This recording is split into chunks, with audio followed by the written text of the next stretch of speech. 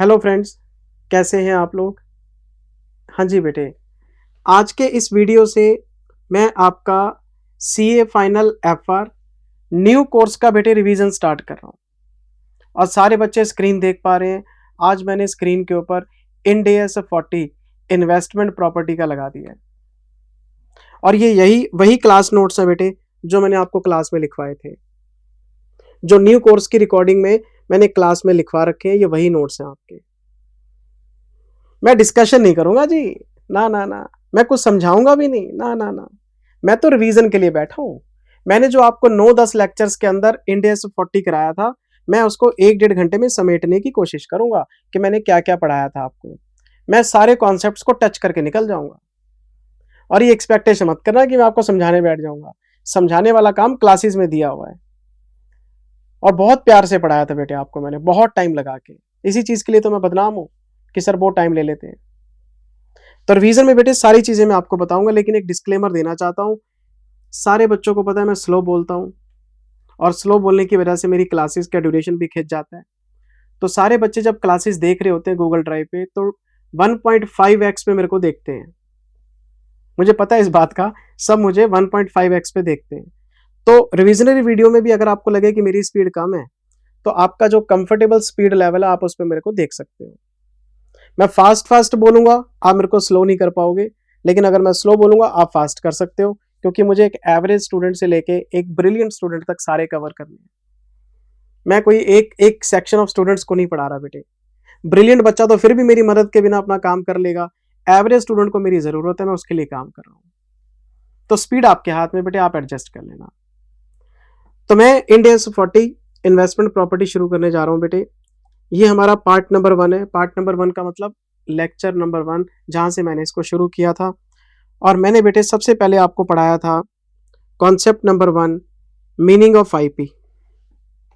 Investment property कहते किसको हैं।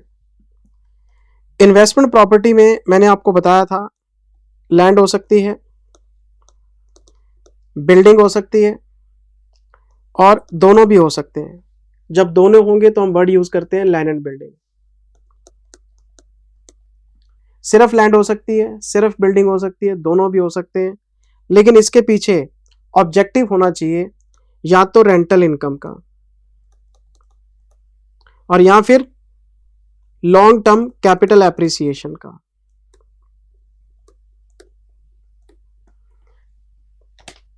आपने एक प्रॉपर्टी बाय करी रेजिडेंशियल एरिया में, आपने एक प्रॉपर्टी बाय करी कमर्शियल एरिया में, आपने एक प्रॉपर्टी बाय करी इंडस्ट्रियल एरिया में, और आपने उसको लेट आउट कर दिया, किराए पे दे दिया, और वहां से किराया आना चालू हो गया।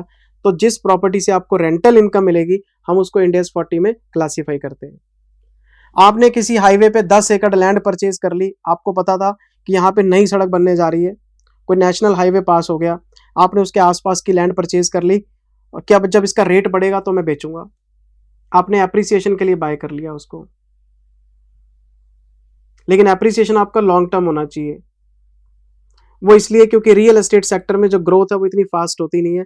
प्रॉपर्टी के दाम बढ़ते हैं क्योंकि कंट्री में इन्फ्लेशन भी है, तो जो दाम बढ़ते हैं वो लॉन्ग टर्म बेसिस पे बढ़ते हैं।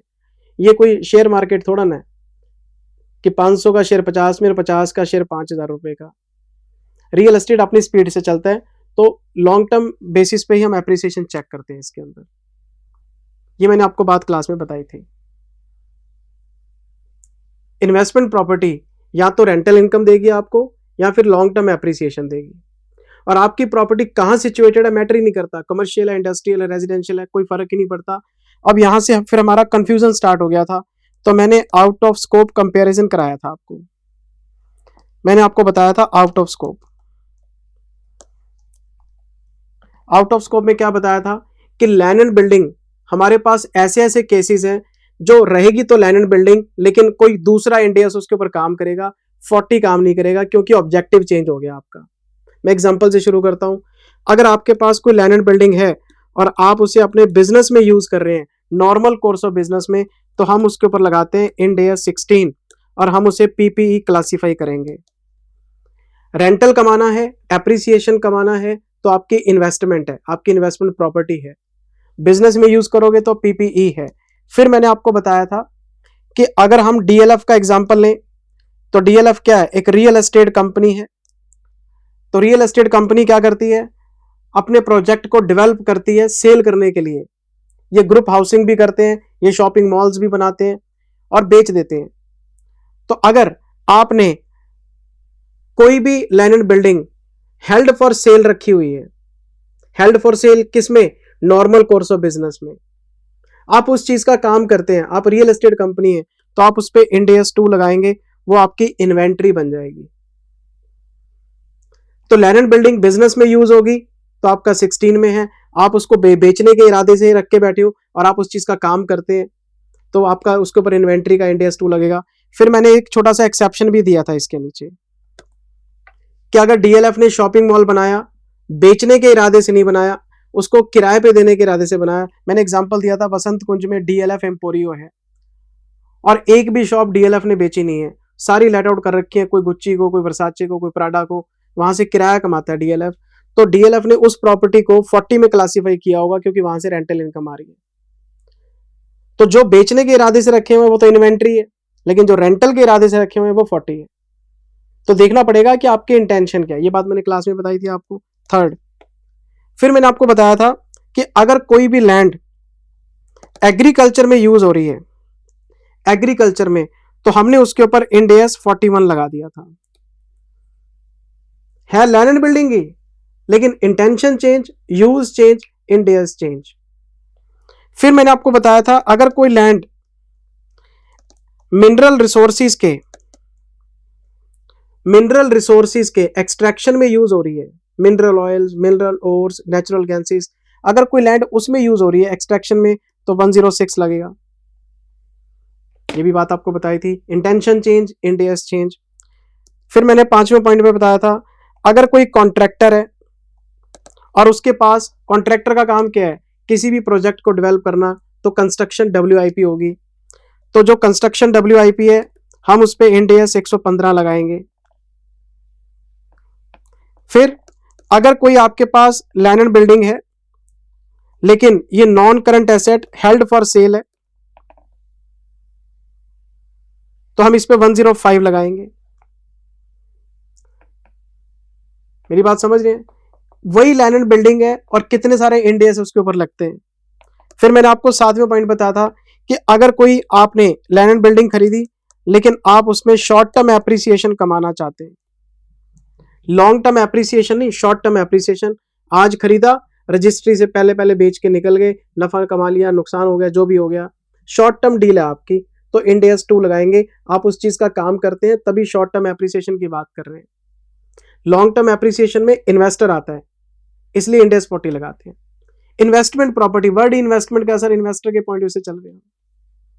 तो ये सारी चीजें मैंने आपको, ये 7 पॉइंट बताए थे। लैंड एंड बिल्डिंग है, 7 यूज मैंने अदर चेक करा दिए, तो 7 इंड AS की रेफरेंस दे दी, 8वां आपका हो गया इंड AS 40। तो ये मैंने आपको पूरा सिस्टम समझाया था एक लेक्चर के अंदर। मैं आपको चेक कराता हूं। मैंने आपको क्लास में सबसे पहले ये बताया था कि जो इन्वेस्टमेंट प्रॉपर्टी है, इसके पीछे एक तो अर्निंग रेंटल इनकम है और दूसरा एप्रिसिएशन है। आपकी प्रॉपर्टी कहीं भी हो सकती है, रेजिडेंशियल हो सकती है, कमर्शियल हो सकती है, इंडस्ट्रियल हो सकती है। फिर मैंने आउट ऑफ स्कोप शुरू किया था कि लैंड एंड बिल्डिंग के ऊपर अलग अलग इंड AS लगते हैं लेकिन इंटेंशन के हिसाब से। फॉर एग्जांपल, अगर आप किसी भी बिल्डिंग को आप अपने नॉर्मल कोर्स ऑफ बिजनेस में यूज करेंगे तो इंड AS 16 लगेगा और हम इसको प्रॉपर्टी प्लांट इक्विपमेंट में क्लासीफाई करेंगे। और इसका एक और नाम रखा था हमने, ओनर ऑक्युपाइड प्रॉपर्टी, जो PPE है, इसको हम बोलते हैं ओनर ऑक्युपाइड प्रॉपर्टी, कि ओनर ने खुद ऑक्युपाई की हुई है। फिर हमारा इंड AS 2, इसमें मैंने आपको एग्जांपल दिया था DLF का और एक एक्सेप्शन भी लिखवाया था कि अगर कोई भी प्रॉपर्टी डेवलप की जाती है रियल एस्टेट कंपनी के द्वारा लेकिन उसको लेट आउट करना है तो 40 ही लगाएंगे। फिर आगे चेक करो, जो 7 एग्जांपल मैंने आपको बोले, एग्रीकल्चर में यूज करेंगे तो 41 लगेगा, एक्सट्रैक्शन ऑफ ऑयल में यूज करेंगे तो 106 लगेगा, non current asset held for sale है तो 105 लगेगा, अगर कोई शॉर्ट टर्म एप्रिसिएशन की बात करेंगे तो 2 लगेगा, कोई कंस्ट्रक्शन WIP की बात करेंगे तो 115 लगेगा। पूरे एक लेक्चर में सिर्फ यही कहानी सुनाई थी कि इंड AS 40 में कवरेज क्या है और वही लैंड एंड बिल्डिंग किसी दूसरे इंडिया में कैसे कवर होती है। पूरा एक लेक्चर इसी बात पे गया था हमारा, और इंडिया हमारा अभी स्टार्ट भी नहीं हुआ। फिर मैं आ गया सेकंड लेक्चर में, पार्ट 2 मतलब लेक्चर नंबर 2। यहां से हमारा थोड़ा सा डिटेल डिस्कशन स्टार्ट हुआ था। मैंने आपको इसमें एक रिलेशन बताया था इंडियस 40 का 116 के साथ। 40 में क्या है, इन्वेस्टमेंट प्रॉपर्टी, और 116 में क्या है, लीज। मैंने आपको अभी बोला इन्वेस्टमेंट प्रॉपर्टी या तो रेंटल के लिए या फिर एप्रिसिएशन के लिए। जैसे ही मैंने वर्ड यूज किया रेंटल, रेंटल के आते ही 116 आ गया। क्यों, जितने भी लीज रेंटल्स हैं वो 116 के हिसाब से डील होते हैं। तो आपका इंड एस 40 और इंड एस 116 दोनों डायरेक्टली रिलेटेड है। रेंटल इनकम खानी है तो 116 आपको पढ़ना पड़ेगा। तो जैसे ही मैं 116 40 एंड 116 कनेक्ट करता हूं आपस में, तो दो तरह की लीज सारे बच्चों को पता है, या तो लीज होगी ऑपरेटिंग लीज या फिर लीज होगी फाइनेंस लीज। ऑपरेटिंग लीज में भी दो पार्टीज होती हैं, लेसर और लेसी। इसमें भी दो पार्टीज होती हैं, लेसर और लेसी। तो आपको पूरा स्टेटस क्लियर होना चाहिए कि किसकी बुक्स पे क्या करना है आपको। तो मैंने सबसे पहले ऑपरेटिंग लीज की बात आपको समझानी शुरू करी थी। ऑपरेटिंग लीज के दो पार्टीज है मेरे पास, एक है लेसर और दूसरा है लेसी। याद है ना आपको ऑपरेटिंग लीज? ऑपरेटिंग लीज में जो आपका लेसर है ये कभी भी एसेट को डी रिकॉग्नाइज नहीं करता। ऑपरेटिंग लीज जेन्युइन लीज है, शॉर्ट टर्म लीज है, और इसमें जो लेसर है वो कभी भी प्रॉपर्टी को डी रिकॉग्नाइज नहीं करता। वो प्रॉपर्टी पे अपनी ओनरशिप बना के रखता है, और सामने वाले को वाकई में किराए पे दी है, वो रेंटल पे करेगा, हम रेंटल ले लेंगे, लेकिन हम अपनी बुक्स में से प्रॉपर्टी को डी रिकॉग्नाइज नहीं करेंगे। तो जब लेसर की प्रॉपर्टी लेसर की बुक्स में पड़ी है ऑपरेटिंग लीज के अंदर, तो इंड एस 40 ये लगाएगा। जब प्रॉपर्टी है ही लेसर के पास तो इंड एस 40 लेसर ही लगाएगा। तो मैंने आपको बताया था कि एसेट के ऊपर 40 लगाएगा ये, और जो रेंटल्स हैं रेंटल की अकाउंटिंग 116 के हिसाब से करेगा। और 116 कहता है ऑपरेटिंग लीज में जितने भी रेंटल आते हैं उन्हें एसएलएम बेसिस पे रिकॉर्ड करना है आपने, या कोई सिस्टमेटिक एलोकेशन, वो लीज के रिवीजन में आप चेक कर लेना। तो प्रॉपर्टी के ऊपर 40 कौन लगाएगा, लेसर, और रेंटल की अकाउंटिंग चलेगी 116 के हिसाब से। अब आते हैं लेसी के पास। हमने लेसी से पूछा कि क्या तुमने इन्वेस्टमेंट प्रॉपर्टी को अपनी बुक्स में रिकॉग्नाइज किया? ये कहता है जी शॉर्ट टर्म लीज के अंदर तो मैं रिकॉग्नाइज करता ही नहीं, मेरे पास कोई प्रॉपर्टी नहीं आई शॉर्ट टर्म लीज में। तो जब कोई प्रॉपर्टी ही नहीं आई तो कोई 40 बनता ही नहीं, कोई एप्लीकेशन नहीं है। और हमने पूछा रेंटल, कहता है जी जो मैं रेंटल पे करूंगा मैं 116 के हिसाब से एसएलएम या सिस्टमेटिक एलोकेशन पी&एल में डालता रहूंगा। तो मैंने ऑपरेटिंग लीज में आपको क्रक्स निकाल के दिया था कि रेंटल की अकाउंटिंग चाहे लेसर के बुक्स में हो या लेसी की बुक्स में हो 116 के हिसाब से होगी, और प्रॉपर्टी के लिए लेसर के बुक्स में 40 लगेगा, लेसी के बुक्स में कोई एप्लीकेशन नहीं है। ये ऑपरेटिंग लीज था। फिर मैं आपको लेके आया था फाइनेंस लीज में। फाइनेंस लीज में मेरे पास फिर दो पार्टीज हैं, एक है लेसर और एक है लेसी। मैंने लेसर से पूछा मैं कभी इन्वेस्टमेंट प्रॉपर्टी का क्या किया? कहता बाबूजी मैंने तो फाइनेंस लीज कर दी। तो फाइनेंस लीज में क्या होता है, डी रिकॉग्निशन होता है।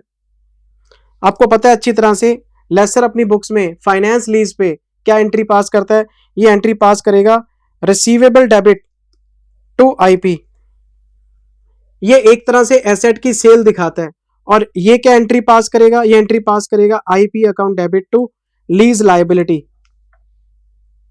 फाइनेंस लीज में जो लेसर होता है उसको हम अज्यूम्ड सेलर मान लेते हैं, और जो लेसी होता है उसको अज्यूम्ड बायर मान लेते हैं। याद है ना आपको सारी चीजें? लेसर एसेट को डी रिकॉग्नाइज कर देता है और लेसी एसेट को रिकॉग्नाइज कर लेता है। आप इसकी जगह आरओयू भी डेबिट कर लेते हैं, right of use debit, ROU debit to lease liability. तो एसेट लेसर के बुक्स से निकल के लेसी के पास आ जाती है फाइनेंस लीज के अंदर। तो हमने लेसर से पूछा हाँ भाई एसेट कहाँ है? कहता बाबूजी लेसी के पास चलेगी, मैंने तो फाइनेंस लीज कर दी है। तो फिर यहाँ पे तो कोई एप्लीकेशन होगा ही नहीं, जब इसके पास कोई एसेट ही नहीं है, एसेट डी रिकॉग्नाइज हो गई। तो मैंने आपको बताया था कि 40 का एप्लीकेशन लेसर के बुक्स में हो ही नहीं सकता, इसके पास तो प्रॉपर्टी नहीं है। लेकिन मैंने पूछा रेंटल, कहता रेंटल की अकाउंटिंग में 116 के हिसाब से कर लूंगा। और प्रॉपर्टी का था मेरे पास है ही नहीं। मैंने बोला जय श्री राम बोलो। मैं इसके पास आ गया, मैंने बोला अभी प्रॉपर्टी, कहता जी मैंने रिकॉग्नाइज कर ली। मैंने बोला इस प्रॉपर्टी का क्या करोगे? मैंने इससे पूछा क्या यूज करोगे? कहता जी मैं तो अपने बिजनेस में यूज करूंगा, मैं फाइनेंस लीज पे लेके आया हूं, मैं इसमें फैक्ट्री बनाऊंगा। फैक्ट्री बनाऊंगा तो भाई अपना पीपीई है 16 लगा दो, इसकी अकाउंटिंग, इसका मेजरमेंट इंड AS 16 पीपीई की तरह करेंगे। फिर मैंने 100 दोबारा पूछा कि भाई इस प्रॉपर्टी का क्या करोगे? कहता जी मैं इसको सब लीज करूंगा। अगर बिजनेस में यूज करेगा तो लेसी की बुक्स में इंड AS 16 लगा देंगे। अगर ये सब लीज करेगा तो सब लीज के फिर आगे दो तरीके हैं, ऑपरेटिंग और फाइनेंस। अगर ऑपरेटिंग है तो ये ऑनर बना रहेगा तो ये 40 लगाएगा क्योंकि किराए पे दी है इसने। अगर ये फिर फाइनेंस लीज पे सब लीज कर देगा तो फिर जो थर्ड पार्टी होगी वो ओनर बन जाएगी, इसकी बुक्स में नो एप्लीकेशन। तो फिर थर्ड पार्टी से पूछेंगे हाँ भाई आप एसेट का क्या करोगे? पूरी कहानी आपको सुनाई थी बेटे। तो क्रक्स क्या निकल के आया था? रेंटल की अकाउंटिंग चाहे ऑपरेटिंग हो चाहे फाइनेंस हो 116 के हिसाब से करो, चाहे लेसर के बुक्स हो चाहे लेसी के बुक्स हो। लेकिन जब हम इन्वेस्टमेंट प्रॉपर्टी की अकाउंटिंग की बात करेंगे तो ऑपरेटिंग लीज के केस में लेसर के बुक्स में लगेगा और फाइनेंस लीज के केस में लेसी से पूछेंगे और लेसी के यूज के अकॉर्डिंग हम इंड AS लगाएंगे। बिजनेस में यूज करेगा तो 16, सब लीज करेगा ऑपरेटिंग लीज, ऑनर बना रहेगा, किराया खाता रहेगा तो 40 लगा देंगे। और अगर किसी थर्ड पार्टी को फिर फाइनेंस लीज कर देगा, फिर इसके हाथ से सब कुछ गया, तो फिर थर्ड पार्टी से पूछेंगे वो कैसे यूज करेगा। यह मैंने आपको पूरी कहानी इंड AS 40 और 116 के रिलेशन में बताई थी पूरे एक लेक्चर के अंदर, सिर्फ यही पढ़ाया था आपको और बहुत प्यार से पढ़ाया था बेटे। ये देखो आप,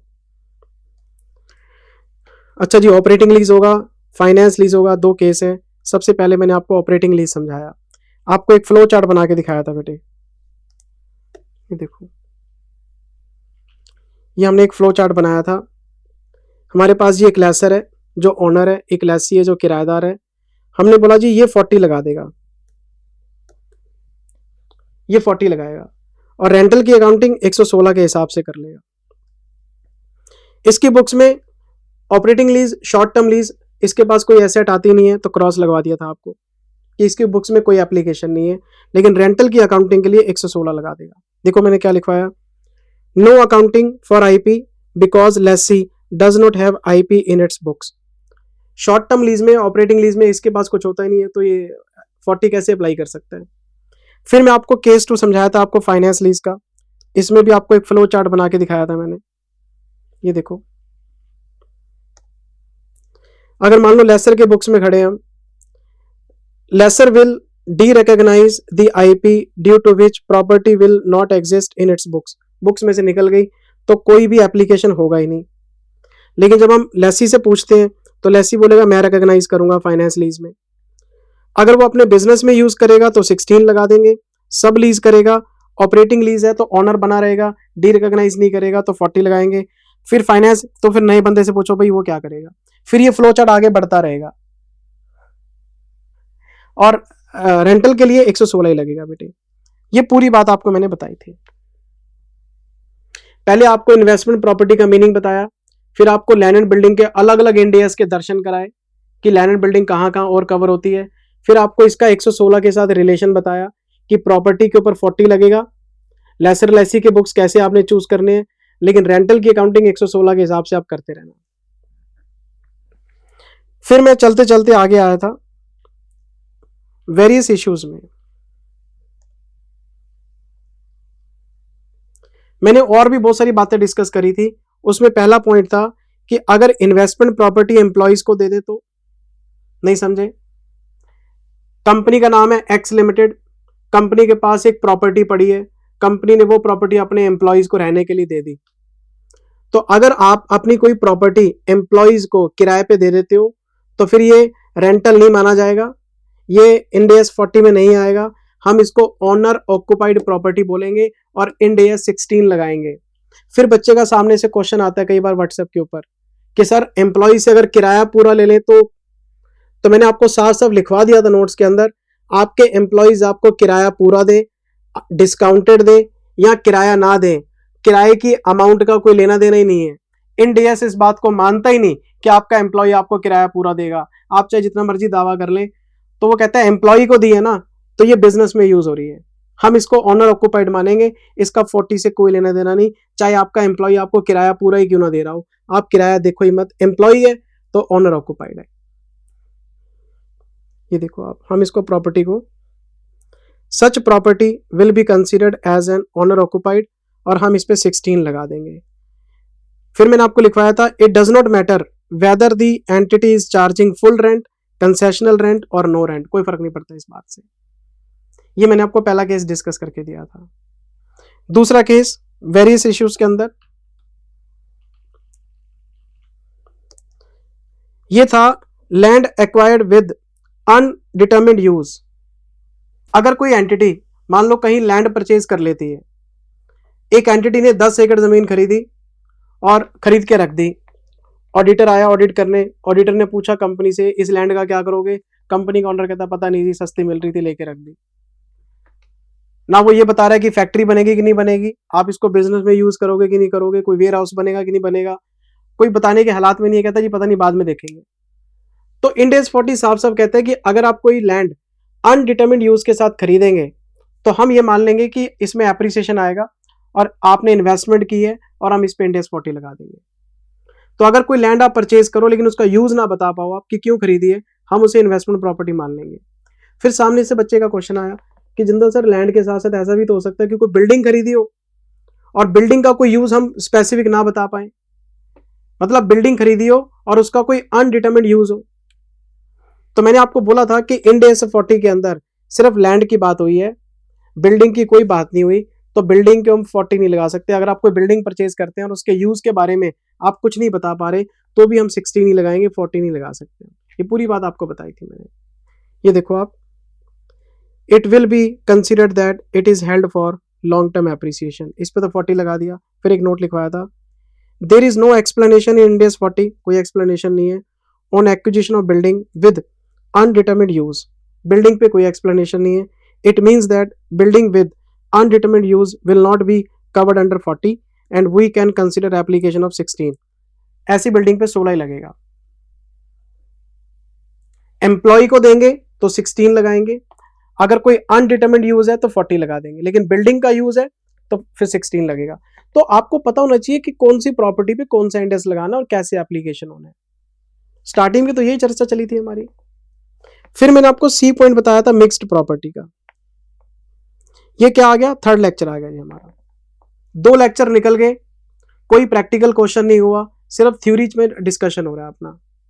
और सारे बच्चे इस बात को डिनाई नहीं करेंगे क्योंकि अब एमसीक्यू आ गए 30 मार्क्स के, और एमसीक्यू आपको पता ही नहीं कौन से पार्ट में से कैसे बनेगा। तो जो बच्चे हैं ना 180 घंटे 200 घंटे छोटा कोर्स, क्रैश कोर्स, मतलब वो क्या कहते हैं पता नहीं कौन सा बूस्टर कोर्स, सब फेल है। अब 30 नंबर के एमसीक्यू की वजह से आपको सारा सिलेबस अब डिटेल में पढ़ना पड़ेगा। शॉर्टकट लगा लो आप, आपको एमसीक्यू का पता लग जाएगा पेपर में। 30 क्वेश्चन आने 10-12 हो जाएंगे आपसे अगर आप शॉर्टकट मारोगे तो। डिटेल में पढ़ के जाओगे, रिटेन करके जाओगे तो आपको वहां पे 90 to 95% अपनी कवरेज नजर आएगी। या तो एमसीक्यू में नंबर गवाओ या पूरे नंबर ले लो आपके हाथ में। एमसीक्यू आपको डिटेल स्टडी के बाद ही सॉल्व करने को मिलेंगे। मिक्स्ड प्रॉपर्टी तीसरा केस आ गया हमारा, ये रहा मिक्स्ड प्रॉपर्टी। मैंने क्या पढ़ाया था इसमें, मान लो जी एक बिल्डिंग है, बिल्डिंग के अंदर 4 फ्लोर है, 1 2 3 4। ये जो ऊपर के 2 फ्लोर हैं ये तो हमने रेंट पे दे दिए, और जो नीचे के 2 फ्लोर हैं ये हम बिजनेस में यूज कर रहे हैं। बिल्डिंग एक है लेकिन यूज 2 हैं, आधी बिल्डिंग किराए पे दे दी, आधी बिल्डिंग आप बिजनेस में यूज कर रहे हो, तो इसको बोलते हैं मिक्स्ड प्रॉपर्टी। तो यहाँ पे इंड एस 40 बिल्कुल क्लियर है। इंड एस 40 कहता है अगर मिक्स्ड प्रॉपर्टी का केस है तो पहले ये चेक करो कि आपकी जो प्रॉपर्टी है ये सेपरेबल है या इनसेपरेबल है। सेपरेबल का मतलब ये जो आपने रेंटल पे दी है, क्या हम इसको अलग से बेच सकते हैं? अगर मैं इसको बेचना चाहूं तो क्या इसकी रजिस्ट्री अलग हो जाएगी?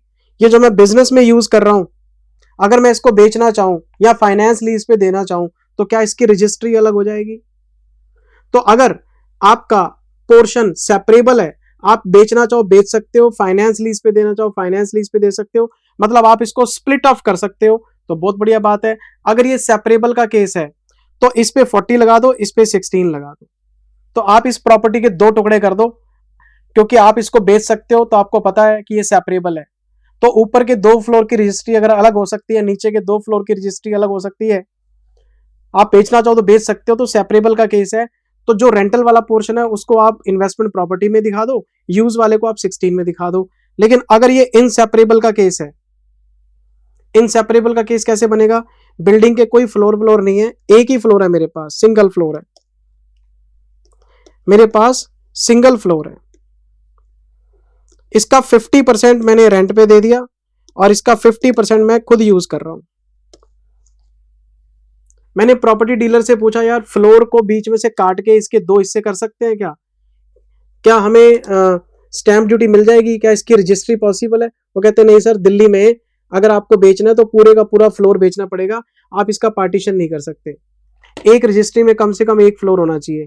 तो पता लग गया ना कि ये अलग अलग नहीं हो सकते, तो ये इनसेपरेबल का केस है। तो इनसेपरेबल में मैंने आपको क्या पढ़ाया था? इनसेपरेबल में मैंने आपको पढ़ाया था कि पहले चेक करो बिजनेस में क्या यूज हो रहा है, सिग्निफिकेंट यूज हो रहा है या इनसिग्निफिकेंट यूज हो रहा है। नहीं समझे बात? अगर इनसेपरेबल प्रॉपर्टी है तो इनसेपरेबल के केस में आपने ये नहीं देखना कि रेंटल पे कितना पोर्शन दिया है ना, आपने ये देखना बिजनेस में कितना पोर्शन यूज हो रहा है। अगर आपके बिजनेस में सिग्निफिकेंट पोर्शन यूज हो रहा है तो 16 लगा दो, और अगर आपके बिजनेस में इनसिग्निफिकेंट पोर्शन यूज हो रहा है तो 40 लगा दो। तो बिजनेस में आपने चेक करना है कि सिग्निफिकेंट यूज हो रहा है कि इनसिग्निफिकेंट। अगर तो सेपरेबल का केस है फिर तो अलग अलग लगा दो, इनसेपरेबल का केस है तो चेक करो बिजनेस में कितना पोर्शन यूज हो रहा है। और फिर मैंने आपको बताया था सिग्निफिकेंट इनसिग्निफिकेंट का कोई रूल कहीं का मेंशन नहीं है, मैंने कहीं किसी कमेंट्री से रेफरेंस लेके आपको बताया था 20%। तो 20% और मोर को सिग्निफिकेंट बोलते हैं। तो अगर आपके बिजनेस के अंदर 20% या उससे ज्यादा यूज हो रहा है तो पूरी की पूरी प्रॉपर्टी पे एक ही इंडेक्स लगेगा 16। और अगर आपकी प्रॉपर्टी का बिजनेस में 20% से कम हिस्सा यूज हो रहा है तो ये इनसिग्निफिकेंट है, पूरी प्रॉपर्टी पे 40 लगा दो। 2 इंडेक्स काम नहीं करेंगे, सिंगल इंडेक्स काम करेगा। सेपरेबल में 2 इंडेक्स लगते हैं अलग अलग, इनसेपरेबल में एक इंडेक्स काम करता है, और वो भी सिग्निफिकेंट इनसिग्निफिकेंट के हिसाब से। ये पूरी बात आपको बताई थी। ये देखो, ये मिक्स्ड प्रॉपर्टी का केस था। ये देखो पहला केस, अगर आपकी मिक्स्ड प्रॉपर्टी सेपरेबल नेचर की है। सेपरेबल का मतलब क्या है? अगर आप किसी भी पोर्शन को सेल कर सकते हैं या उसको फाइनेंस लीज पे दे सकते हैं। फाइनेंस लीज पे देना भी बेचना ही होता है आपका। तो फिर आपने क्या करना है, सेपरेबल के केस में फ्लो चार्ट बना के दिखाया था। जो पोर्शन आप बिजनेस में यूज करेंगे 16 लगा दो, जो पोर्शन आप किराए पे देंगे उस पर 40 लगा दो। ये सेपरेबल का केस है। लेकिन फिर दूसरा केस था इनसेपरेबल का, ये रहा। अगर ये प्रॉपर्टी इनसेपरेबल है, आप एक पोर्शन को ना तो बेच सकते हो ना फाइनेंस लीज पे दे सकते हो, तो ये इनसेपरेबल हो जाएगा।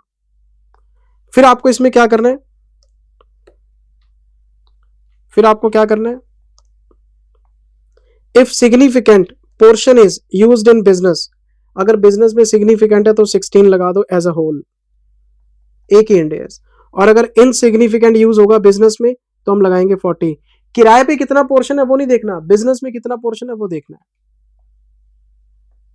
सिग्निफिकेंट इनसिग्निफिकेंट बिजनेस पे लगाना आपने। और सिग्निफिकेंट का मतलब क्या है? 20% और मोर। इनसिग्निफिकेंट का मतलब लेस देन 20%। उसके अकॉर्डिंग आप अपना इंडेक्स का चुनाव करेंगे। ये पूरी बात आपको बेटे क्लास में लिखवाई हुई, कॉपी खोलो और देखो क्या लिखवाया हुआ। हाथ कंगन को आरसी क्या, पढ़े लिखे को फारसी क्या, सब कुछ लिखवाया हुआ है आपको। क्या चल रहा है अभी? वेरियस इश्यूज चल रहे हैं। आप अपने एम्प्लॉइज को कोई प्रॉपर्टी रहने के लिए देंगे, वो ऑनर ऑक्युपाइड है, 16 लगा दो। अगर कोई लैंड खरीदी है उसका कोई यूज स्पेसिफाइड नहीं है, उस पर 40 लगा दो। बिल्डिंग खरीदी है उसका कोई यूज स्पेसिफाइड नहीं है तो 16 लगेगा। मिक्स्ड प्रॉपर्टी है तो सेपरेबल में अपना अपना इंडेक्स, इनसेपरेबल में सिग्निफिकेंट इनसिग्निफिकेंट बिजनेस में यूज देखेंगे। पूरी बात आपको कॉपी पे लिखवा रखी है बेटे, क्वेश्चंस भी कराए हुए। ये देखो क्वेश्चन नंबर 1 2 3 डिस्कस किए हुए हैं क्लास के अंदर। Concept question, concept question, concept question, खाली खाली थ्योरी नहीं पढ़ाई, क्वेश्चंस भी कराए हुए हैं साथ में। फिर चौथा केस था एंसिलरी सर्विसेज का। एंसिलरी सर्विसेज का मतलब क्या था? मान लो ए लिमिटेड ने अपनी कोई प्रॉपर्टी लेट आउट की है, एक कंपनी है ए लिमिटेड, उसने अपने किराएदार को कोई प्रॉपर्टी लेट आउट की है और उसे मेंटेनेंस की सर्विस दे दी। कि प्रॉपर्टी की मेंटेनेंस हम करेंगे, उसको कोई सिक्योरिटी गार्ड दे दिया कि आपको सिक्योरिटी भी हम देंगे। सिक्योरिटी देना, मेंटेनेंस देना, ये एंसिलरी सर्विसेज है। तो इंड एस 40 साफ साफ कहता है कि अगर कोई ओनर, अगर कोई लेसर अपने किराएदार को कोई एंसिलरी सर्विस देता है तो इसका आपके इंड एस 40 के ऊपर कोई इफेक्ट नहीं आएगा। आपको जैसे इंड एस लगाने वैसे लगेंगे। आपके एंसिलरी सर्विसेज का आपके लीज क्लासिफिकेशन के ऊपर, इंड एस 40 के क्लासिफिकेशन के ऊपर कोई इंपैक्ट नहीं आता। आप चाहे मेंटेनेंस दे दो, आप चाहे सिक्योरिटी दे दो। तो कंफ्यूज नहीं होना कि यार सिक्योरिटी भी हम दे रहे हैं, यार हम मेंटेनेंस भी हम दे रहे हैं, इसका कोई फर्क नहीं पड़ता। ये खर्चे वर्चे हैं, P&L में डल जाते हैं। प्रॉपर्टी का क्लासिफिकेशन जैसे हम आपको सिखाया गया वैसे ही करना आपने। लेकिन एक एक्सेप्शन बताया था आपको होटल का, कि अगर आपका एक होटल है, होटल के अंदर आपने 300 कमरे बना रखे हैं, लोग आते हैं 5-4 दिन रहते हैं और चले जाते हैं, खाना खाते हैं, स्विमिंग पूल यूज करते हैं, जिम यूज करते हैं, अपने आप को रिलैक्स करते हैं और चले जाते हैं, फिर गेस्ट आते हैं, फिर 4-5 दिन रहते हैं। तो होटल एक बिजनेस है। तो होटल के अंदर जो कमरे बने हुए हैं वो 40 में नहीं आते। एक होटल एक बिजनेस है, तो होटल को आप हमेशा 16 में PPE में क्लासीफाई करोगे। होटल की बात ही नहीं की हमने। होटल को गलती से भी IP में मत लेना। जब आप किसी होटल में आप कमरा बुक कराते तो क्या लीज एग्रीमेंट साइन होता है? मुझे बताना जरा प्लीज। आप किसी होटल में जाते हैं 5-4 दिन के लिए, तो क्या आप पहले लीज एग्रीमेंट बनाते हैं? आपको कुछ नहीं करना होता, आपको पैसे देने होते हैं, आपको एक फॉर्म भरना होता है और उस फॉर्म के अंदर अपनी डिटेल देनी होती है, बस। कोई लीज एग्रीमेंट साइन नहीं होता, कोई स्टैम्प पेपर साइन नहीं होते आपके। तो होटल एक बिजनेस है, उसको PPE में डाल देना। ये पूरी बात आपको बता रखी है बेटे। ये देखो क्या लिखवाया था आपको मैंने।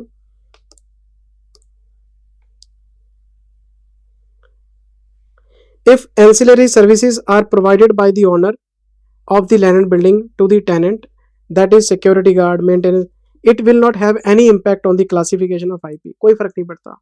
लेकिन जो होटल है, होटल आपका जो है अपने गेस्ट को सारी सर्विसेज देता है, लेकिन होटल का तो काम ही बिजनेस का है ना।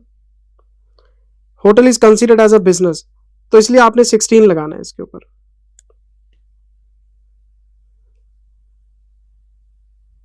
होटल का केस अलग है। ये पूरी बात आपको समझा रखी है। फिर बेटे लेक्चर नंबर 4 आ गया। मैंने आपको 3 क्लासेस रिवाइज करा दी हैं। ये आपका लेक्चर नंबर 4 आ गया। और लेक्चर नंबर 4 में, इसमें मैंने आपको डिस्कस करके दिया था कंसोलिडेटेड फाइनेंशियल स्टेटमेंट का कॉन्सेप्ट, होल्डिंग सब्सिडरी का कॉन्सेप्ट। इसमें क्या पढ़ा था हमने? CFS, होल्डिंग और सब्सिडरी।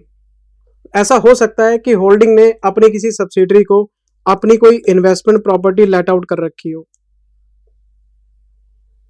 तो अगर होल्डिंग अलग है, सब्सिडरी अलग है, दोनों अपने अपने SFS बना रहे हैं, तो एक लेसर है एक लेसी है, तो ऊपर आपको 116 का जो रिलेशन पढ़ाया था उसके हिसाब से चलो। लेकिन प्रॉब्लम क्या है, जब आप H+S करेंगे और आप ग्रुप के स्टेटमेंट्स बनाएंगे तो दोनों इकट्ठे हो जाएंगे। जब दोनों इकट्ठे हो जाएंगे तो इनका आपस का जो लीज एग्रीमेंट है वो कैंसिल हो जाएगा। क्यों? इंटर ग्रुप ट्रांजैक्शन एलिमिनेट हो जाते हैं। होल्डिंग ने सब्सिडरी को जो प्रॉपर्टी दी थी, जब आप ग्रुप H+S करोगे तो दी हुई प्रॉपर्टी वापिस आ जाएगी। मैंने सामने वाले को एक प्रॉपर्टी दी, वो मेरा सब्सिडरी है, मैं CFS बना रहा हूं, तो वो मेरे पास आके ऐड हो गया। जब H+S किया तो मेरी दी हुई सारी चीजें मुझे वापस मिल जाएंगी। क्यों? दोनों की बैलेंस शीट इकट्ठी कर लेते हैं हम। तो आपको इंटर ग्रुप ट्रांजैक्शन का एलिमिनेशन आना चाहिए। तो इसमें मैंने आपको 2 केस बताए थे। पहला केस, होल्डिंग ने सब्सिडरी को एक इन्वेस्टमेंट प्रॉपर्टी लेट आउट की, अब हम H+S बना रहे हैं। तो मैंने सब्सिडरी से पूछा कि मैंने तुम्हें जो प्रॉपर्टी दी थी वो कहां है? सब्सिडरी कहता है जी मैं बिजनेस में यूज कर रहा हूं। मतलब जो प्रॉपर्टी लेट आउट हुई थी वो अभी भी ग्रुप के अंदर ही है।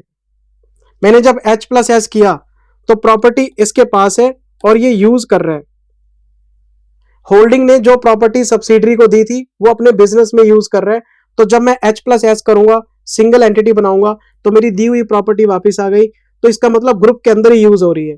ग्रुप के अंदर यूज हो रही है तो आप इंडिविजुअली क्या कर रहे हो? छोड़ो, CFS के अंदर हम 16 लगाएंगे क्योंकि उसका बिजनेस मेरा बिजनेस है CFS के अंदर। तो मेरी दी हुई प्रॉपर्टी अगर बिजनेस में यूज हो रही है तो 40 नहीं लगेगा, फिर हम इस पे 16 लगा देंगे। दूसरा केस, होल्डिंग ने सब्सिडरी को प्रॉपर्टी लेट आउट की,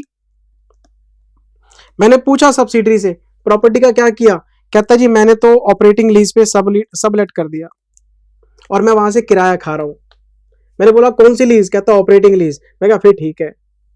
तो इसका मतलब H+S CFS, इसमें प्रॉपर्टी वापस तो आई लेकिन बिजनेस में यूज नहीं हो रही, हमने उसको ऑपरेटिंग लीज पे, और ऑपरेटिंग लीज में आपको पता है हम डीरिकॉग्नाइज नहीं करते, हम मालिक बने रहते हैं।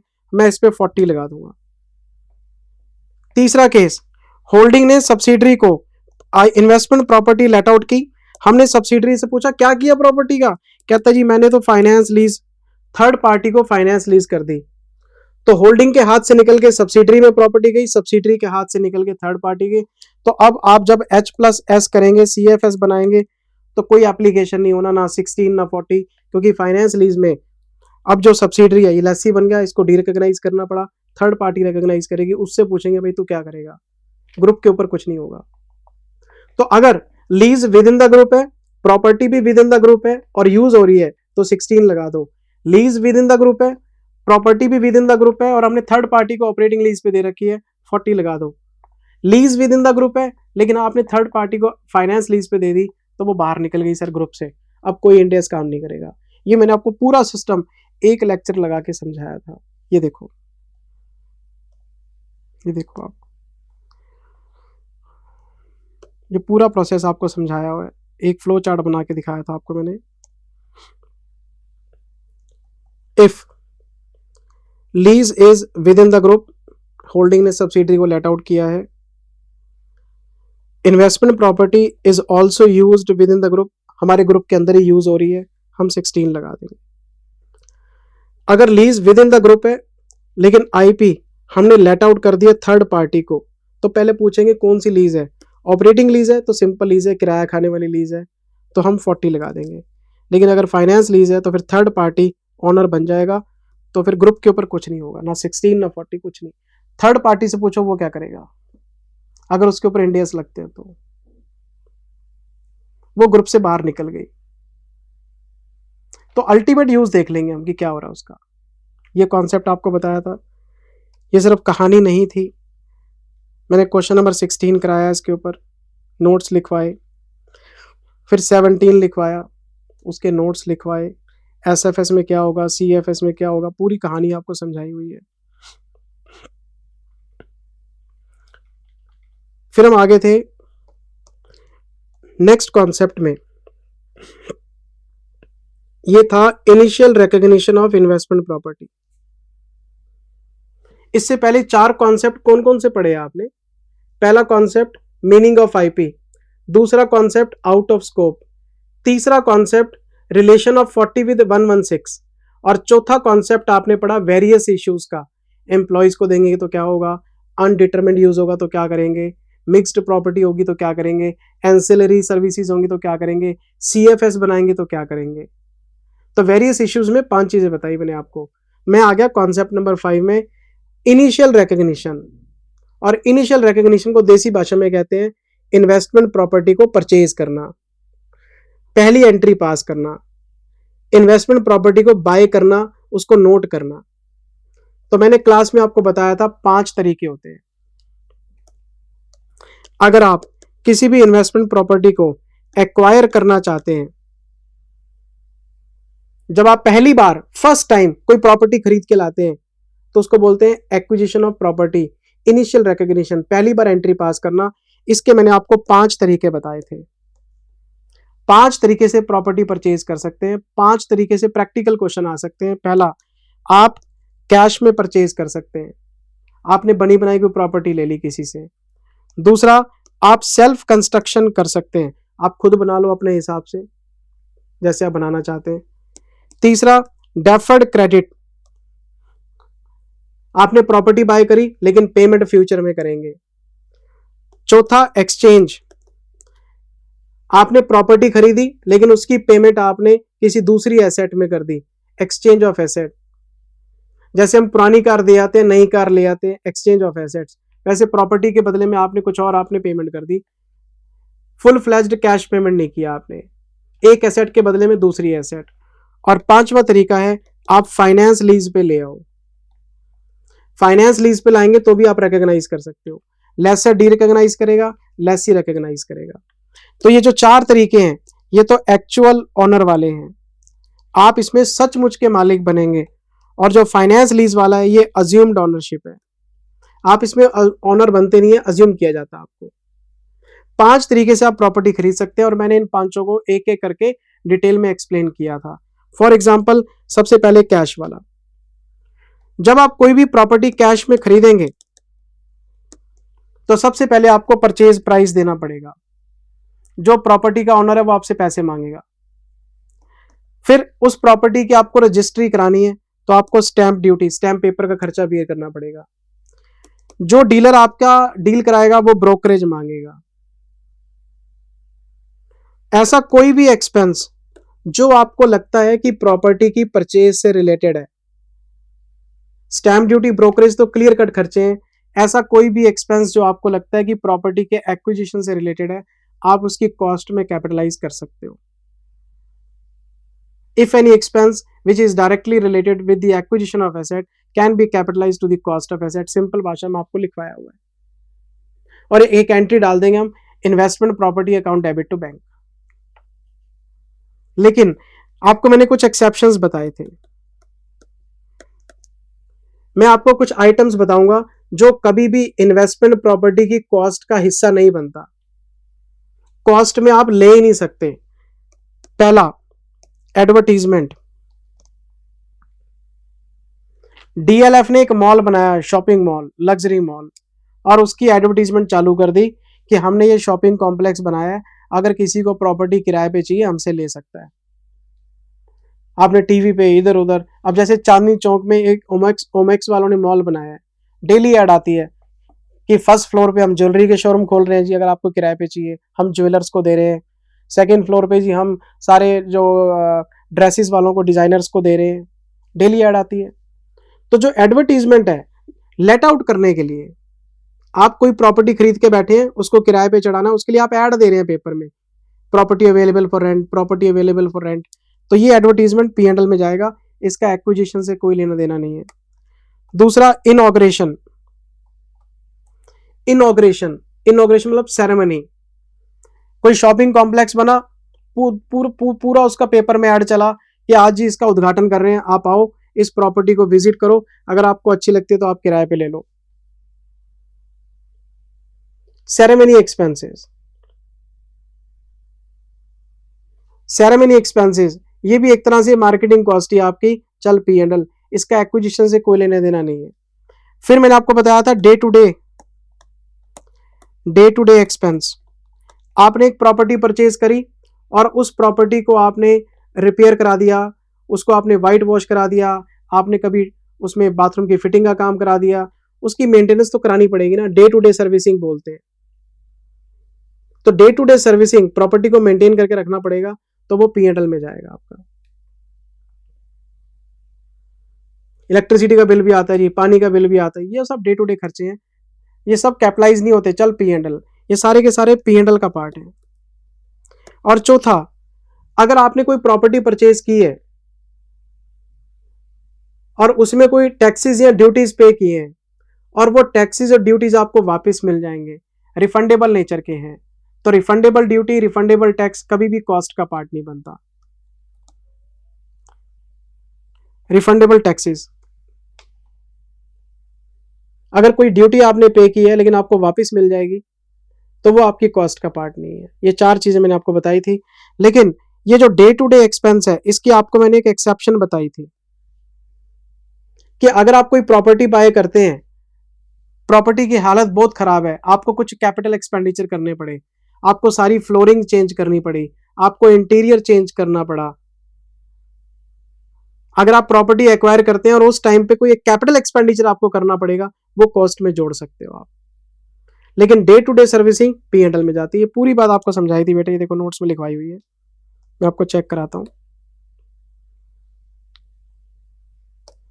ये हमारा इनिशियल रिकॉग्निशन है, ये एक्चुअल ऑनर है, ये अज्यूम्ड ऑनर है। इसके 4 केस आपको कराए थे, cash, self construction, deferred credit, exchange, और ये फाइनेंस लीज है।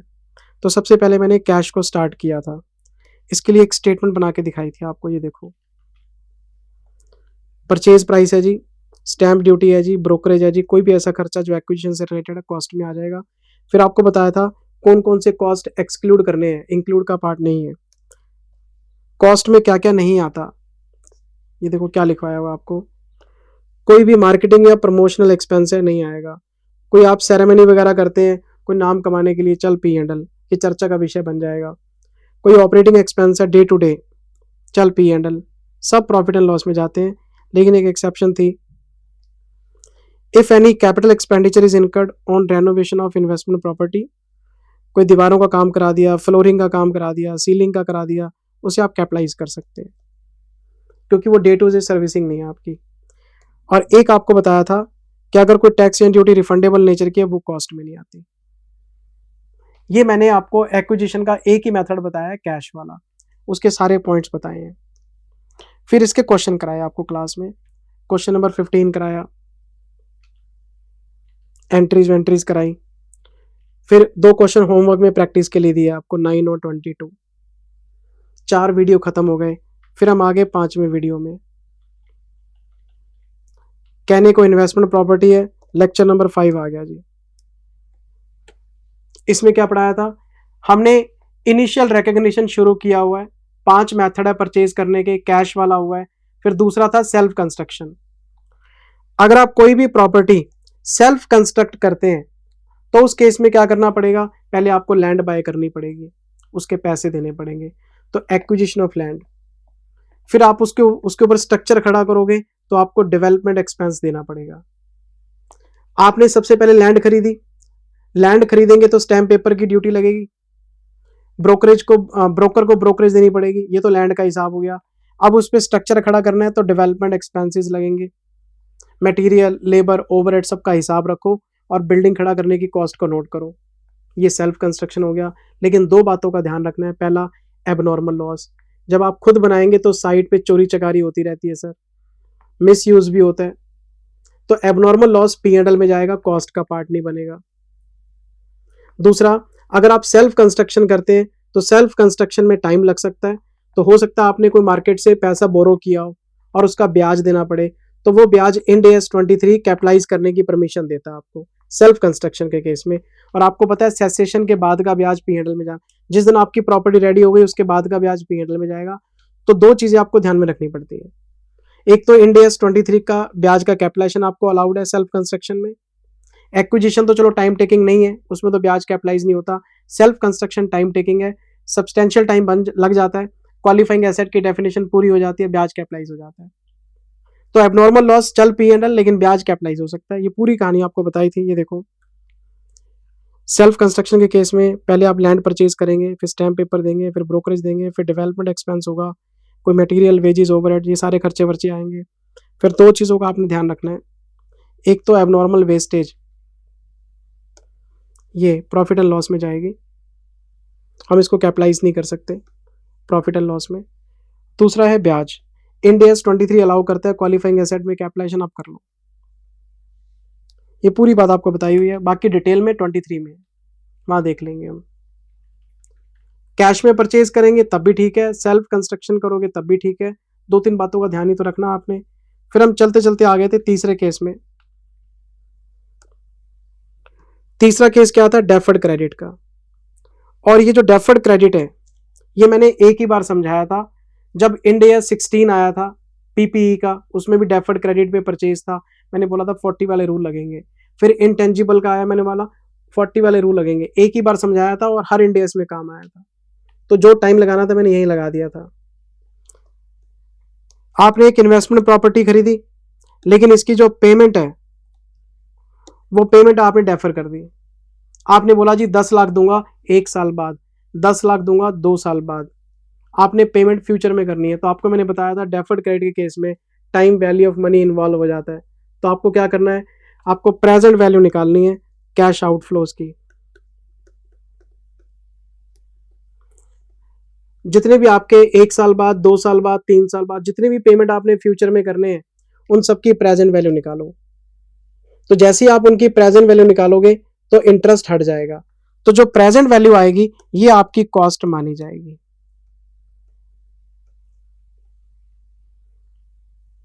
जब आप पेमेंट को डिस्काउंट करोगे मार्केट रेट पे तो प्रेजेंट वैल्यू बट ऑब्वियस कम निकलेगी, तो हम उसको मानेंगे कॉस्ट ऑफ एसेट, और बाकी सब ब्याज है वो P&L में जाएगा, उसको कॉस्ट का पार्ट नहीं मान सकते हम। और मैंने आपको एंट्रीज भी पास कराई थी। पहली एंट्री पास करेंगे IP account debit to creditors, PV of outflows, PV of outflows. फिर सेकेंड एंट्री पास करेंगे interest account debit to creditors. जब आपको पहली पेमेंट करनी है उससे पहले ब्याज ड्यू कर लो। अगर हाफ ईयरली है तो 6 महीने का ब्याज, ईयरली पेमेंट है तो 1 साल का ब्याज ड्यू करके रख लो। और अगली एंट्री पास करेंगे creditors account debit to bank, payment की एंट्री डाल दो। और P&L account debit to interest.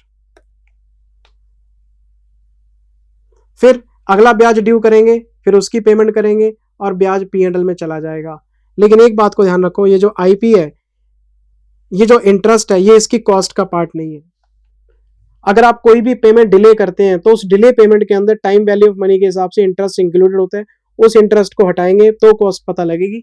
और मैंने आपको ये बात पूरी डिटेल में समझा रखी है, ये देखो। अगर आपको कॉस्ट ऑफ IP निकालना है तो जितने भी कैश आउटफ्लोज हैं सबकी प्रेजेंट वैल्यू निकालो। और इसके लिए मैंने एक बहुत बड़ी एग्जांपल भी कराया था आपको, मैं चेक कराता हूं। ये देखो, ये एग्जांपल है हमारा। पेमेंट करनी है जी आफ्टर 1 ईयर, वो 10 लाख है। पेमेंट करनी है जी 2 साल बाद, वो भी 10 लाख है। मार्केट रेट है 10% का। कहते बताओ जी इसमें एंट्री कैसे होगी?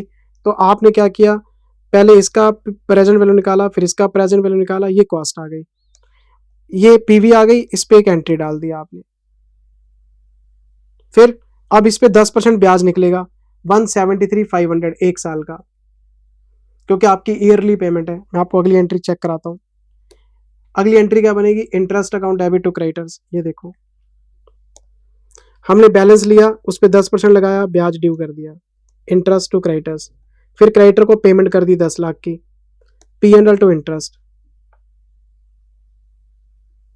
फिर अगले साल का इंटरेस्ट हमने ड्यू किया, इसके लिए क्रेडिटर अकाउंट चेक कराता हूं मैं आपको। ये हमने क्रेडिटर अकाउंट बनाया हुआ है। फर्स्ट एंट्री, फिर ब्याज ड्यू किया, फिर पेमेंट की, ये बैलेंस आ गया। जब ये बैलेंस आया तो अगले साल का ब्याज इस पे निकाल दिया और पेमेंट कर दी। पूरी अकाउंटिंग आपको करा रखी है बेटे। कैश में खरीदेंगे, ब्याज का कोई कॉन्सेप्ट नहीं। सेल्फ कंस्ट्रक्शन करेंगे, ब्याज का कोई कॉन्सेप्ट नहीं।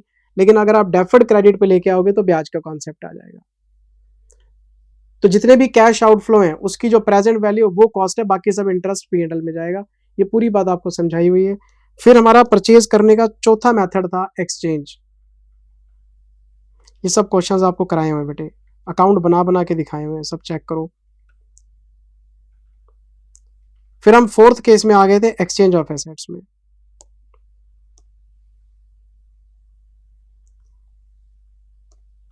Exchange of asset, exchange of assets में क्या था, हम इन्वेस्टमेंट प्रॉपर्टी को डेबिट कर लेते हैं और इसके बदले में अपनी कोई ओल्ड एसेट दे देते हैं। लेकिन इसमें बड़ी पंगेबाजी थी, इसमें बड़ा क्लेश था। और मैंने बोला था कि जो स्टडी मैट में वो मान लो, मैंने कोई झगड़ा ही नहीं किया था आपके साथ, जो स्टडी मैट में मैंने वो पढ़ा दिया आपको। स्टडी मैट ने क्या बोला? स्टडी मैट कहता है जी जब भी आपका एक्सचेंज का कॉन्सेप्ट आएगा तो आप ये चेक करो कि कमर्शियल सब्सटेंस का क्या स्टेटस है। कमर्शियल सब्सटेंस या तो आपकी ट्रांजैक्शन में एग्जिस्ट करेगा या फिर नहीं करेगा।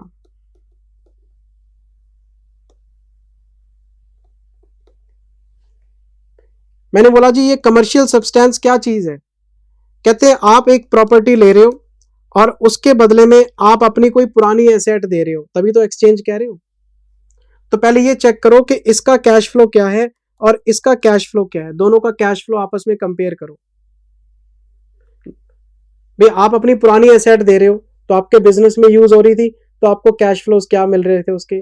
अब आप उसके बदले में प्रॉपर्टी ले रहे हैं तो उसके कैश फ्लोज आपको क्या मिलेंगे।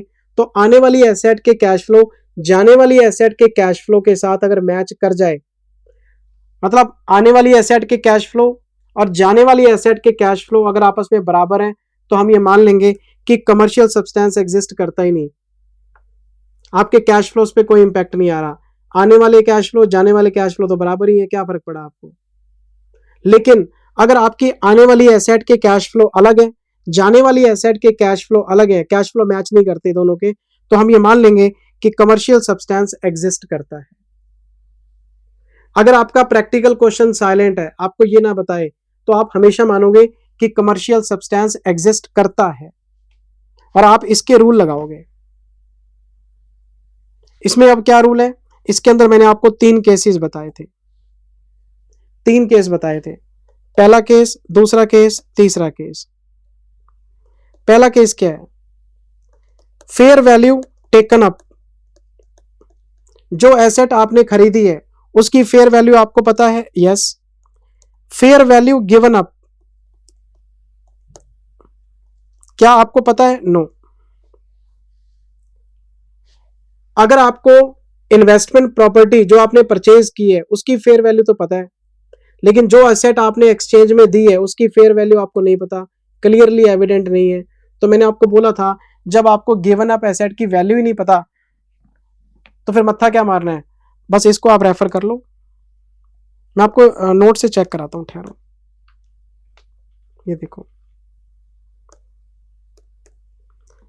एक्सचेंज ऑफ एसेट्स में आपको ये चेक करना है कि क्या कमर्शियल सब्सटेंस एग्जिस्ट करता है, क्या एग्जिस्ट नहीं करता। कमर्शियल सब्सटेंस का मतलब क्या है, कैश फ्लो मैच करने हैं आपने। अगर कैश फ्लो दोनों के अलग अलग हैं तो एग्जिस्ट करता है, कैश फ्लो सेम है तो फिर कमर्शियल सब्सटेंस नहीं है, क्योंकि आपको कोई फर्क ही नहीं पड़ रहा, आप किसी भी एसेट को यूज कर लो, कैश फ्लो तो वही है आपके। तो कैश फ्लो डिफरेंट होने चाहिए, तभी माना जाएगा कि कमर्शियल सब्सटेंस एग्जिस्ट करता है। ठीक, लेक्चर नंबर 6 में मैंने शुरुआत यहीं से की कि अगर कमर्शियल सब्सटेंस एग्जिस्ट करता है तो क्या करना है। तो मैंने इसमें पहला केस कराया, आपको ध्यान से देखना प्लीज, ये सब स्टडी मैट के हिसाब से है। पहला case, fair value of taken up asset पता है आपको, लेकिन fair value of given up asset नहीं पता आपको। मैंने एग्जांपल में बताया कैसे होगा, ये देखो, fair value of taken up 20 lakh है, fair value of given up आपको पता ही नहीं, जब आपको पता ही नहीं कहानी खत्म होगी। बस आप ये देख लो उसकी कैरिंग अमाउंट क्या है। तो हम ये मान लेंगे कि जो आईपी है वो 20 लाख की है और जो एसेट आप दे रहे हैं वो 12 लाख की है, आपको गेन हो गया 8 लाख का। 12 लाख की एसेट 20 लाख के साथ एक्सचेंज हो रही है, 8 लाख का गेन हो गया आपको। आपने एसेट दी 12 की, मिल गई 20 की, क्या सामने वाला बेवकूफ है। केसेस हैं बेटे, पढ़ लो बस आप, स्टडी मैट में गिवन है।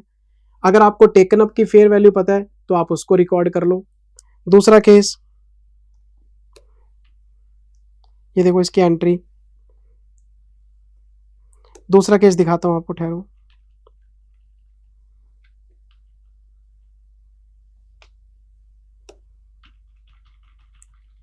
ये इसका दूसरा केस है।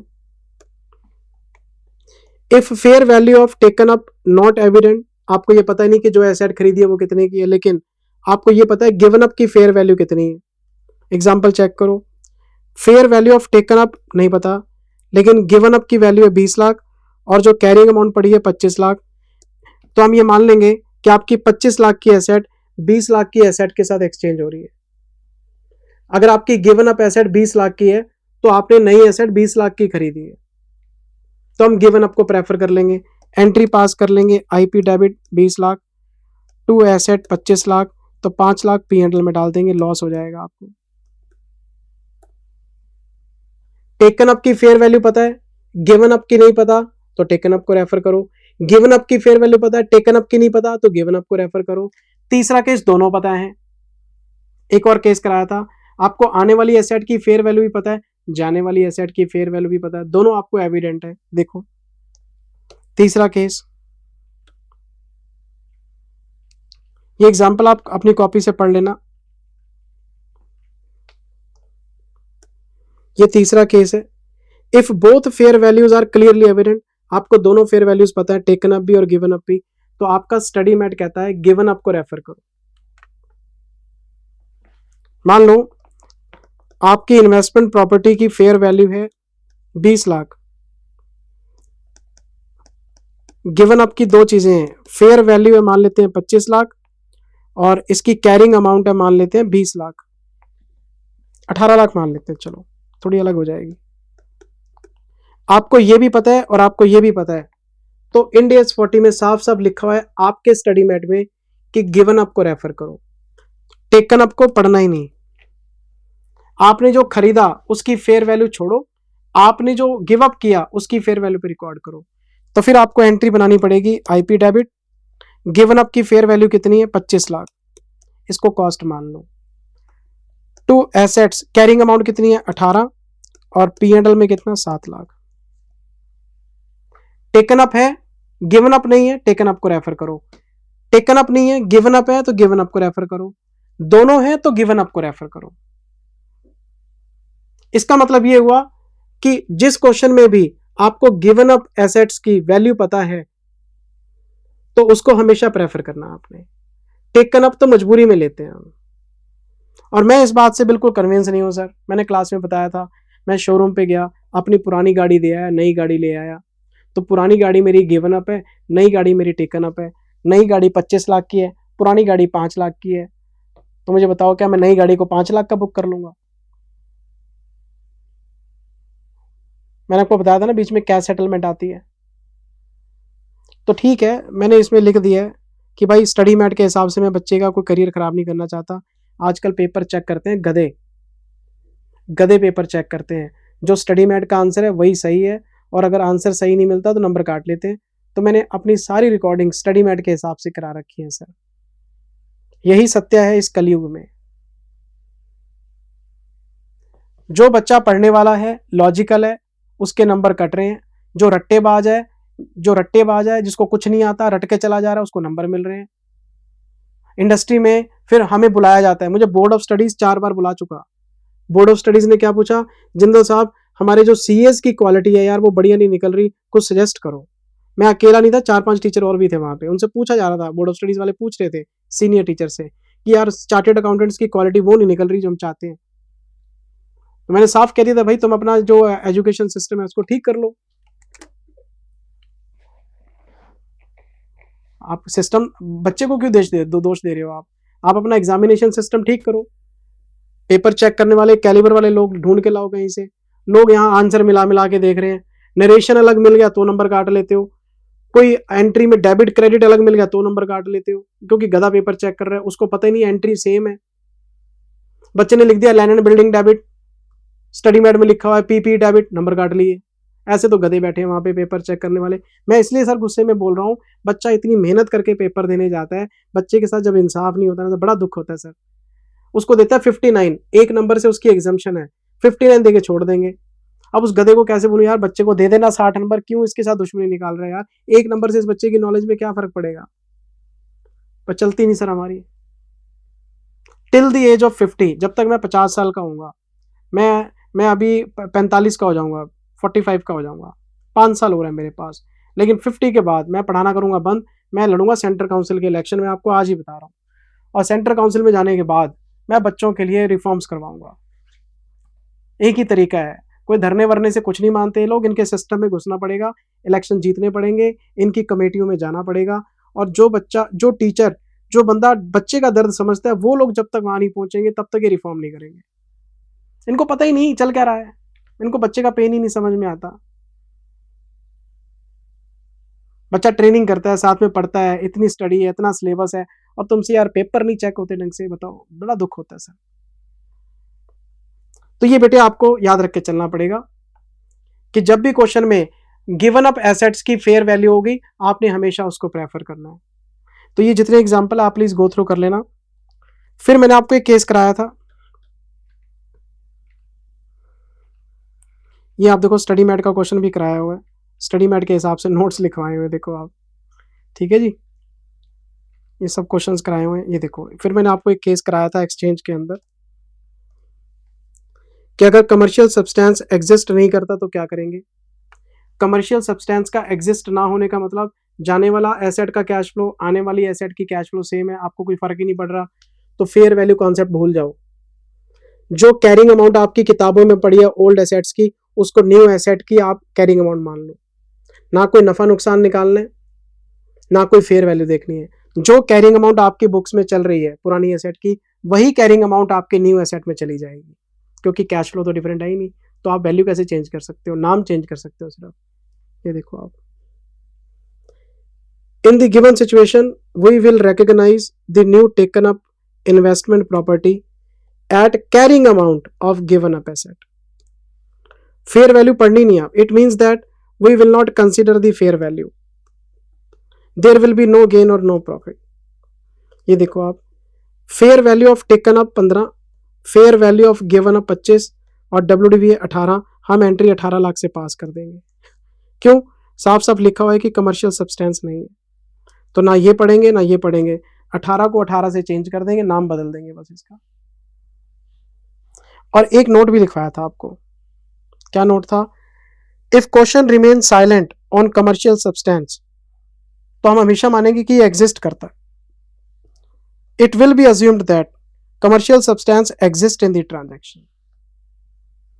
कैश में परचेज करना, सेल्फ कंस्ट्रक्शन करना, उधार खरीदना, उधार खरीदेंगे तो ब्याज हटा के लिखो आप, और एक्सचेंज करना, ये 4 आपके परचेज करने के तरीके हैं।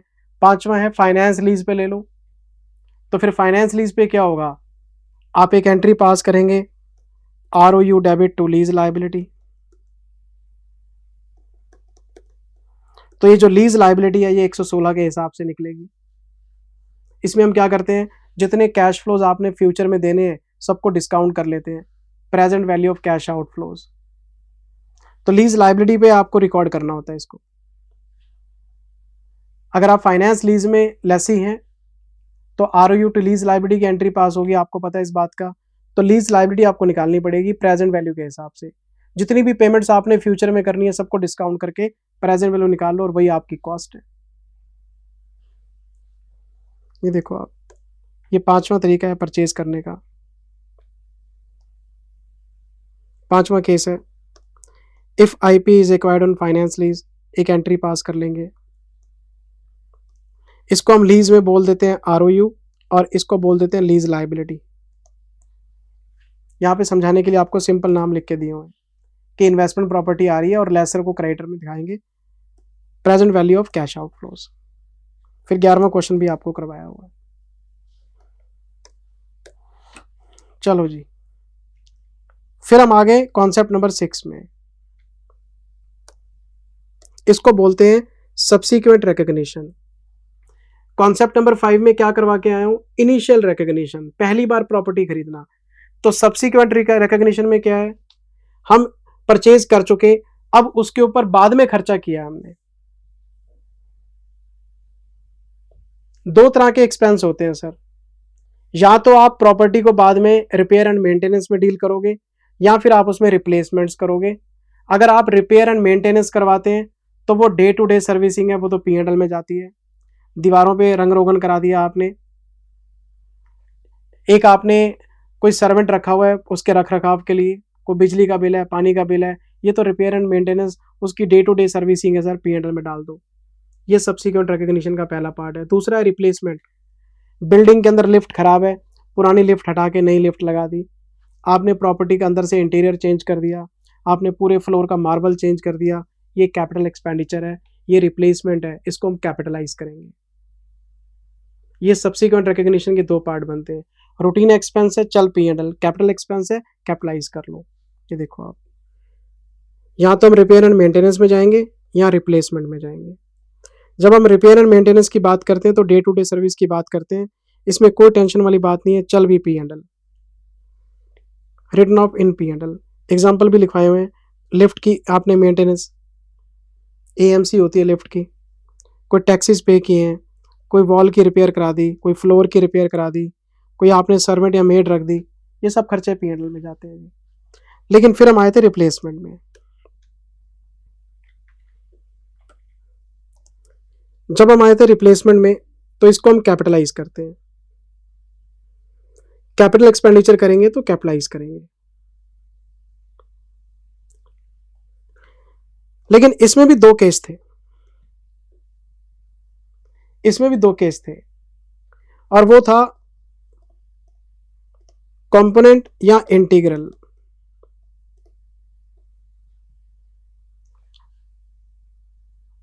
मान लो आपने एक इन्वेस्टमेंट प्रॉपर्टी के अंदर कोई कैपिटल एक्सपेंडिचर किया, तो आपको ये देखना पड़ेगा कि जो कैपिटल एक्सपेंडिचर हो रहा है वो इन्वेस्टमेंट प्रॉपर्टी का एक डिफरेंट कंपोनेंट है या फिर वो प्रॉपर्टी का इंटीग्रल पार्ट है।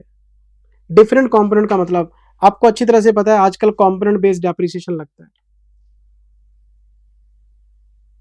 आपको मैंने इंडिया 16 में बताया था, आपने एक प्रॉपर्टी परचेज करी, उसकी लाइफ है 20 साल, लेकिन उसके अंदर एक लिफ्ट लगी हुई है, उसकी लाइफ है 10 साल।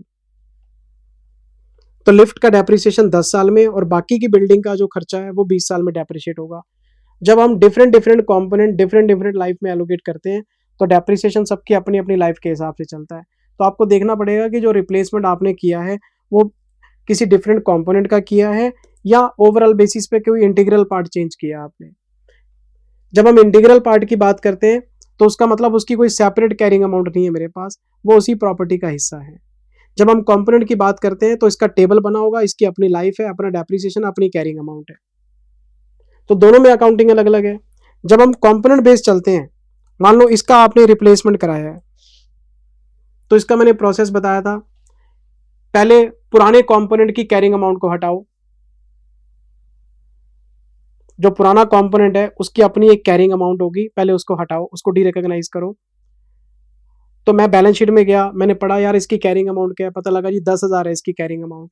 मैंने बोला स्क्रैप में कुछ मिला है क्या, कहते 2,000, तो एक एंट्री पास कर दूंगा, bank account debit 2,000, P&L debit 8,000, to carrying amount 10,000, पुराना कॉम्पोनेंट हट गया। अब बोला जी नया कितने का है, नया तो जी 2 लाख का, कैपिटलाइज कर लो, new component debit to bank 2 lakh रुपए, इसकी लाइफ कितनी है जी 5 साल, अपनी लाइफ के हिसाब से 40,000 का डेप्रिसिएशन। तो पहले पुराना कॉम्पोनेंट हटेगा, फिर नया आएगा, फिर अपनी लाइफ के हिसाब से वो चलेगा। लेकिन जब हम इंटीग्रल की बात करते हैं, इंटीग्रल में इतना कलेश नहीं होता। इसमें हम क्या करते हैं, इन्वेस्टमेंट प्रॉपर्टी की ओवरऑल कैरिंग अमाउंट ले लेते हैं। क्यों, इसकी कोई अपनी कैरिंग अमाउंट है ही नहीं, ये तो उसका इंटीग्रल पार्ट है।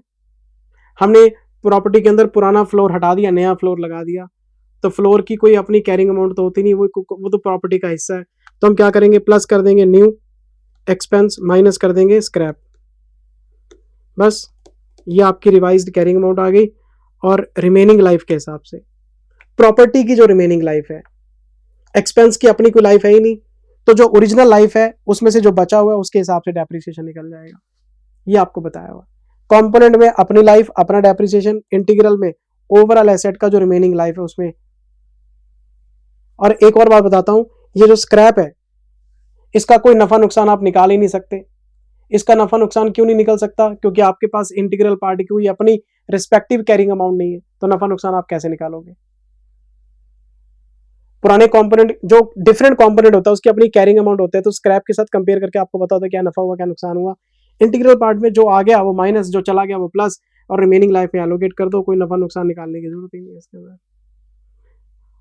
ये आपको मैंने पूरी बात आपको बेटे इतनी डिटेल में बताई थी। ये देखो मैं आपको चेक कराता हूँ, सब मेरा पढ़ाया हुआ है सर। ये देखो रिप्लेसमेंट के 2 केस आपको मैंने बताए थे। ये रहा रिप्लेसमेंट। पहला, if replacement is for different component of IP, if replacement for an integral part of N IP. जब हम एक्सप्लेनेशन बात करते हैं यूनिट नंबर 1 में डिफरेंट कंपोनेंट की, तो पहला स्टेप, पहले जी पुराने वाली कैरिंग अमाउंट को हटाओ, बैंक अकाउंट डेबिट जो स्क्रैप मिला है, टू ओल्ड एसेट जो WDV है, डिफरेंस नफा नुकसान है, फिर नया वाला कैपिटलाइज करो, न्यू एसेट टू बैंक, और इसका जो डेप्रिसिएशन है वो अपने हिसाब से निकलेगा, न्यू लाइफ के हिसाब से। लेकिन जब हम इंटीग्रल की बात करते हैं तो इतना टेंशन वाली कोई बात नहीं होती। देखो क्वेश्चन तो कराया हुआ है, क्वेश्चन सब कराए हुए हैं सर, आपको खाली कहानियां नहीं सुनाई हुई। ये 7वां वीडियो आ गया, ये देखो यूनिट नंबर 2 आ गया। कैरिंग अमाउंट लो जी आईपी की, इसमें प्लस कर दो जो खर्चा हो गया आपका, माइनस कर लो जो स्क्रैप हो गया आपका, ये आपकी रिवाइज्ड कैरिंग अमाउंट है, रिमेनिंग लाइफ ले लो, कोई झंझट ही नहीं है। जब डिफरेंट कंपोनेंट ही नहीं है तो क्लेश क्या, कोई क्लेश नहीं है। प्लस माइनस एक ही कॉलम में करते चलेंगे हम। फिर आपको नोट्स लिखवाए थे। पहला note, we will not compute any profit और loss on derecognition of old asset because we do not have any separate carrying amount.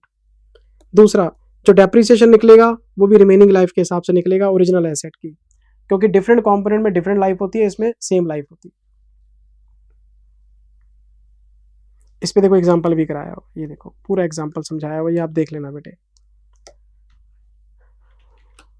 पूरा हिसाब किताब बना के दिया हुआ है। फिर चलते चलते क्वेश्चन भी कराया हुआ है, देखो इंपॉर्टेंट मार्क किया हुआ है, वेरी वेरी इंपॉर्टेंट, सब कुछ कॉपी में लिखा हुआ है। फिर हम चलते चलते आगे कॉन्सेप्ट नंबर 7 पे,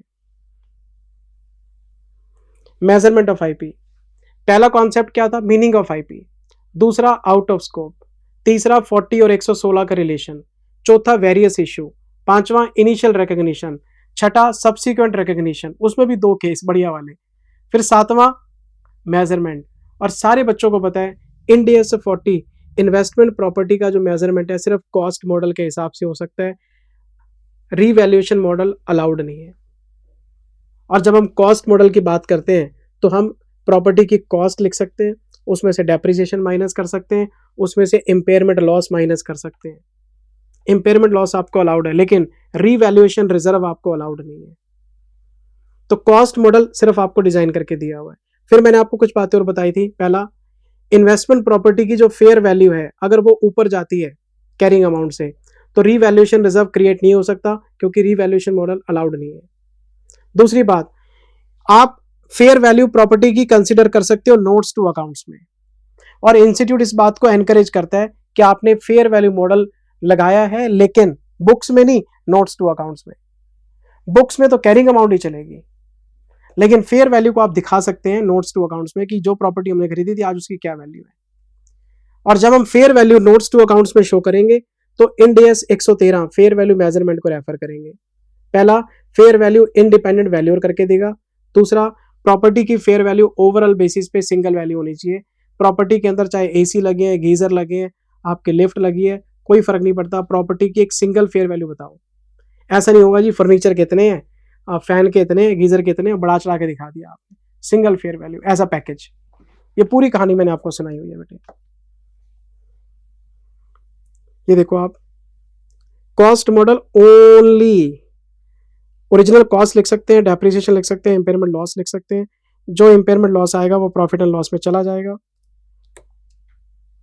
इसकी आपको एंट्री भी पास करा रखी है, देखो इंपेयरमेंट लॉस की।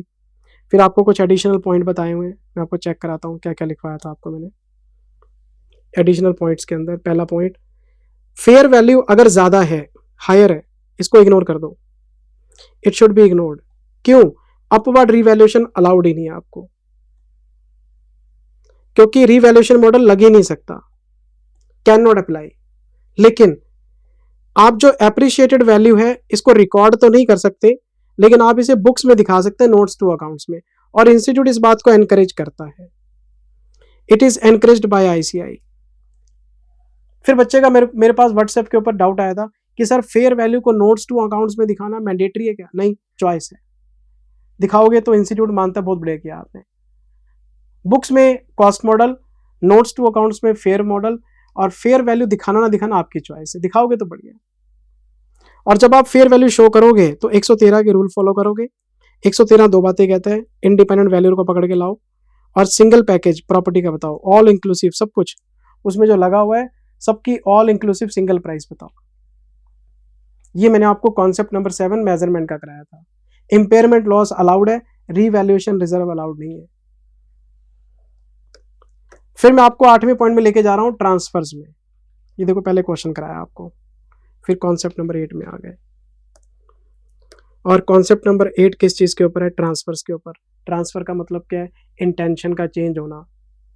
आपने एक इन्वेस्टमेंट प्रॉपर्टी खरीदी एप्रिसिएशन के लिए, साल 2 साल देखा कोई एप्रिसिएशन नहीं आया, आपका दिमाग घूम गया, आपने बोला कि मैं तो यहाँ फैक्ट्री बनाऊंगा, मैं तो इसको यूज करूंगा। तो पहले आपकी इंटेंशन एप्रिसिएशन की थी, अब आपकी इंटेंशन यूज की है, तो आपको इंड एस 40 से निकल के 16 में जाना पड़ेगा। और ऐसा भी हो सकता है कि आपके पास कोई बिल्डिंग थी जिसको आप यूज कर रहे थे बिजनेस में, आपकी इंटेंशन चेंज हो गई, आपने नई फैक्ट्री बना ली, पुराने वाली को जी मैं लेट आउट करूंगा, तो फिर आपको 16 से 40 में आना पड़ेगा। तो अगर आपकी इंटेंशन यूज होती है, आपके पास एक प्रॉपर्टी है, आपने लॉन्ग टर्म एप्रिसिएशन के लिए खरीदी थी, आपका दिमाग घूम गया, आपको नहीं मैं तो शॉर्ट टर्म एप्रिसिएशन के लिए रखूंगा, तो 40 से 2 में जाना पड़ेगा। शॉर्ट टर्म वाली को लॉन्ग टर्म में रखूंगा, 2 से 40। कभी भी कोई भी इंडिया में प्रॉपर्टी चेंज हो सकती है, उसको बोलते हैं ट्रांसफर। तो इसकी कुछ चीजें बताई थी मैंने आपको, अगर ऐसा कुछ होता है इंटेंशन में चेंज होता है तो।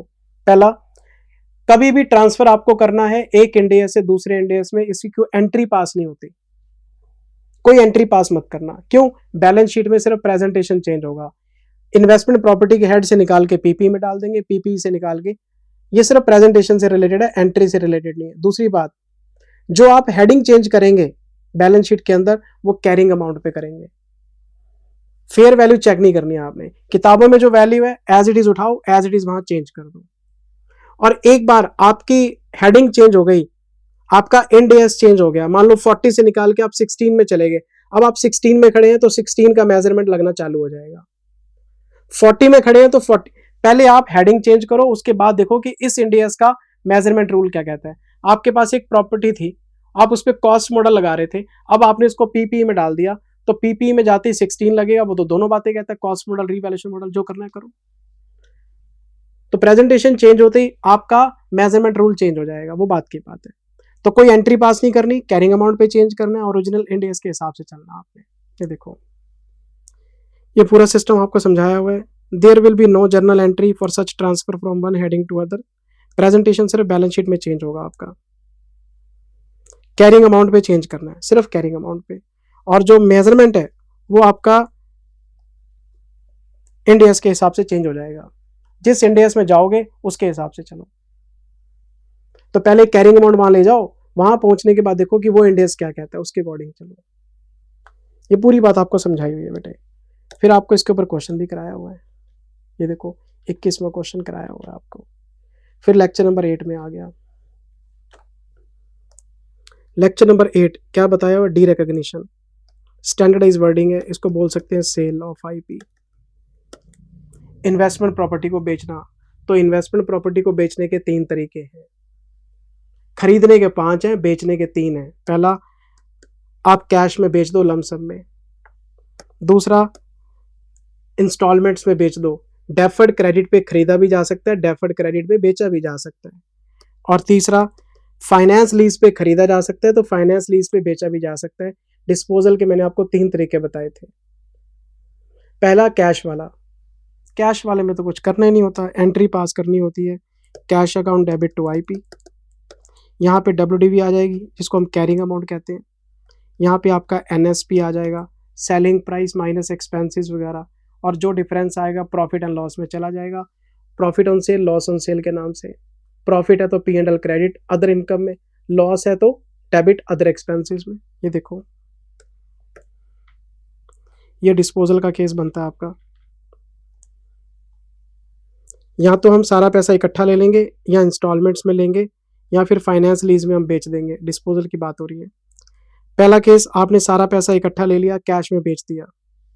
If sale of property has been made on cash basis, तो आपको करना क्या है?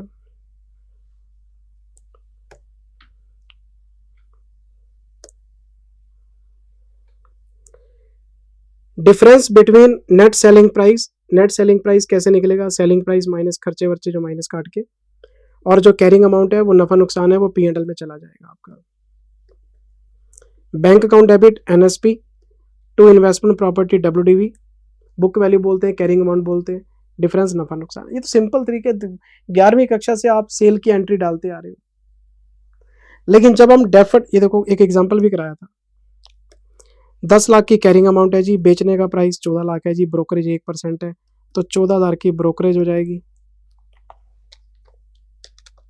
आप ही कहेंगे सर क्या करवा रहे हो आप, तो 13,86,000 में बिका है 10 लाख, 3,86,000 आपका गेन हो जाएगा इसमें। बच्चों वाले क्वेश्चन है बेटे, समझने की बात है बस, मैंने तो कहीं शॉर्टकट मारा ही नहीं। ये देखो, ये पहले bank account debit to IP to profit, profit to P and L, दोनों एंट्रीज डाली हुई है। फिर मैं आ गया डेफर्ड क्रेडिट पे। सेम एग्जांपल काम आएगा। अगर आपने किसी को प्रॉपर्टी बेची और वो आपको पैसे देगा किश्तों में, तो कलेक्शन आपका इंस्टॉलमेंट्स में होना है। अगर कलेक्शन इंस्टॉलमेंट्स में होना है मेरे बच्चे, तो इसकी प्रेजेंट वैल्यू निकाल लो, क्योंकि इसमें टाइम वैल्यू ऑफ मनी के हिसाब से ब्याज भी आ रहा है आपको। मान लो एक अमाउंट 1 साल बाद है, दूसरी अमाउंट 2 साल बाद है, तो उसमें ब्याज भी इंक्लूड है। तो सेम फंडा लगेगा। पहले आप कैश इनफ्लो को डिस्काउंट करो, present value of cash inflow को, ये हमारा सेलिंग प्राइस है। तो मैं एंट्री पास करूंगा, debtors account debit to IP, ये तो पीवी ऑफ कैश इनफ्लो है और ये हमारी डब्ल्यूडीवी है, कैरिंग अमाउंट है, बुक वैल्यू है, जो नाम देना दे दो, जो भी डिफरेंस आएगा वो P&L में चला जाएगा। अब क्या होगा, अब हम ब्याज ड्यू करेंगे, debtors account debit to interest income, जो हमने डेफर्ड क्रेडिट पे खरीदा था उसकी उल्टी एंट्री डाल दो बस आप, पहले ब्याज खर्चा था अब इनकम है। फिर हम एंट्री पास कर लेंगे bank account debit to debtors और interest account debit to P&L, same entries है बेटे, ये कोई मेरे बताने वाली बात है। अगर आप डेटर अकाउंट बनाते भी हैं तो हम इसमें लिखेंगे सबसे पहले to IP, PV of cash inflow, फिर हम लिखेंगे टू इंटरेस्ट, बाय बैंक और बाय बैलेंस सीडी, फिर ये बैलेंस यहाँ आएगा, फिर लिखेंगे टू इंटरेस्ट, फिर by bank by balance CD. Half yearly collection है तो हाफ ईयरली ब्याज ड्यू करके पैसा ले लेंगे, ईयरली है तो ईयरली ड्यू करके पैसा ले लेंगे, ये हिसाब है बेटे आपका। अगर लमसम कैश में बेचा है तो ब्याज का कोई कॉन्सेप्ट ही नहीं, और अगर आप इंस्टॉलमेंट्स में पैसा लोगे तो फिर ब्याज पहले हटाओ और ब्याज को फिर ओवर द पीरियड आप ड्यू करके लेंगे। पूरा कॉन्सेप्ट आपको कराया हुआ बेटे, देखो आप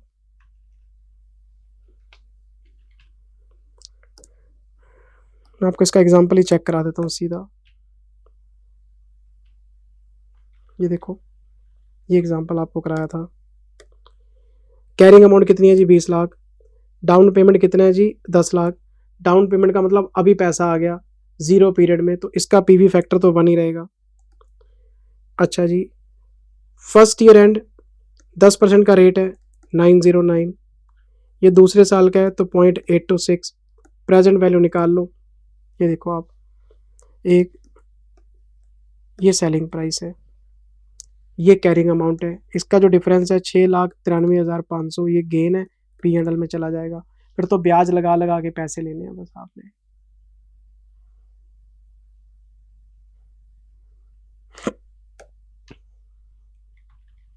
ये आप देख लेना बेटे।